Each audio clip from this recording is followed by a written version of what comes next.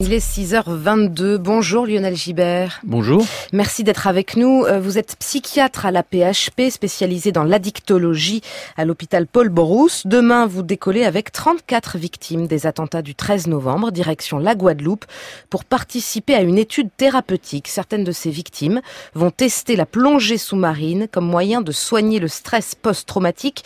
D'abord, Lionel Gibert, en quelques mots, pouvez-vous nous rappeler ce qu'on appelle le stress post-traumatique et quel rapport avec vous, le spécialiste des addictologies? Pour faire très rapide sur les addictologies, on constate parmi nos patients hospitalisés en particulier que 30% souffrent d'un stress post-traumatique. Donc les deux pathologies sont liées. Il est assez normal de vouloir les traiter ensemble. Le stress post-traumatique est une pathologie psychiatrique sévère qui se caractérise par un certain nombre de symptômes. Tout d'abord, un envahissement par l'événement traumatique, ce qu'on appelle les reviviscences. Ensuite, une angoisse permanente, caractérisée, elle, par une hypervigilance des patients.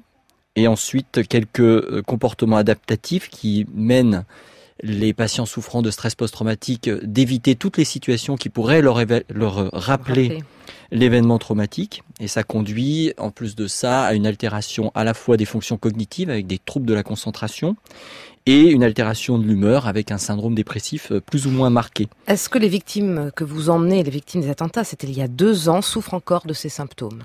Oui, cela faisait partie des critères d'inclusion pour pouvoir mesurer l'efficacité de la plongée par rapport aux activités sportives. Il était important pour nous d'emmener avec nous des patients qui souffraient de stress post-traumatique.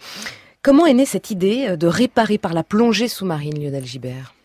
Alors ça a été une assez longue histoire, puisque c'est l'aboutissement de 2 ans de réflexion et de rencontres d'un certain nombre de personnes qui travaillaient autour soit du stress, soit de la plongée.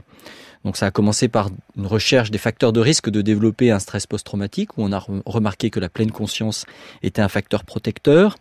Il y a eu des travaux sur stress et plongée, donc stress local, pas forcément post-traumatique, qui ont montré que la plongée pouvait aider un certain nombre de patients souffrant de stress à améliorer leurs symptômes. Donc c'est parti d'études de Frédéric Banton sur le stress, d'études sur la pleine conscience de Marion Trousselard qui travaille à l'Institut de recherche biomédicale des armées. Et Est-ce qu'il s'agit tout bêtement d'une plongée sous-marine classique? Non. Alors c'est une plongée particulière avec un protocole particulier qui inclut sous l'eau un certain nombre d'exercices de relaxation, de respiration qui permet d'optimiser les effets bénéfiques de la plongée. Il y a eu des tests avant celui-là? Oui, bien sûr, c'est une méthode qui a été mise en place en Guadeloupe par Vincent Meurice dans son club de plongée qui s'appelle Atlantis. Et il a effectivement constaté de manière empirique, et l'idée de ce projet est de le faire de manière scientifique et rigoureuse, une amélioration très nette des symptômes de stress des gens qui pouvaient plonger en méditant sous l'eau, pour faire court. Alors pourquoi est-ce qu'on ne médite pas sur Terre? Qu'est-ce que l'eau apporte? Alors, vous avez raison, la méditation sur la terre peut améliorer les patients et leurs symptômes de stress post-traumatique. La sophrologie, ce genre de choses. Exactement. Ce qu'amène la plongée, c'est un petit peu plus, parce que quand vous plongez, d'abord vous avez une respiration un peu particulière, ample et lente, le plus possible. D'autre part, vous êtes obligé d'avoir une conscience dans votre corps qui est un petit peu particulière, puisque vous êtes entouré, vous êtes enveloppé par l'eau, ce qui augmente votre sensation corporelle, et vous êtes aussi amené à avoir une attention toute particulière à l'environnement extérieur. Et tout ça fait que, avec les exercices de relaxation, vous pouvez améliorer, vous pouvez retrouver un équilibre dans vos fonctionnements à la fois du système nerveux central et du système nerveux périphérique.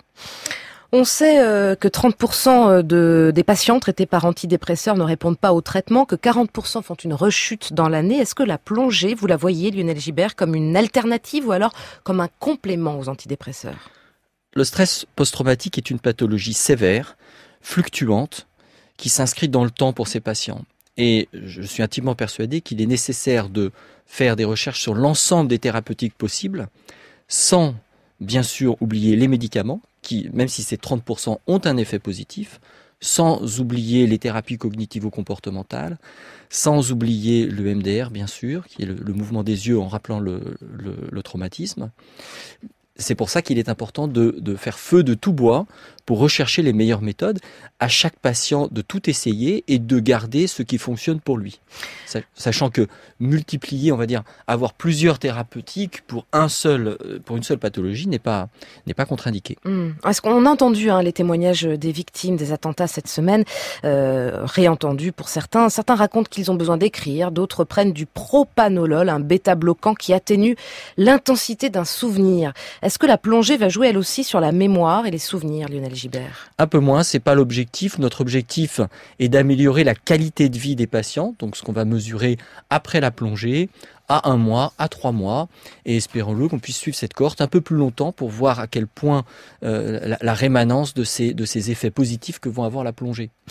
Lionel Gibert, on va s'arrêter là. Merci à vous. Je rappelle que vous êtes psychiatre spécialisé dans l'addictologie à l'hôpital Paul Brousse de Villejuif, que vous partez demain en Guadeloupe avec une trentaine de victimes des attentats du 13 novembre, avec la plongée sous-marine pour réparer le stress post-traumatique. On attend évidemment les résultats de votre expérience. Merci encore, docteur Gibert. Bon voyage. C'est moi qui vous remercie.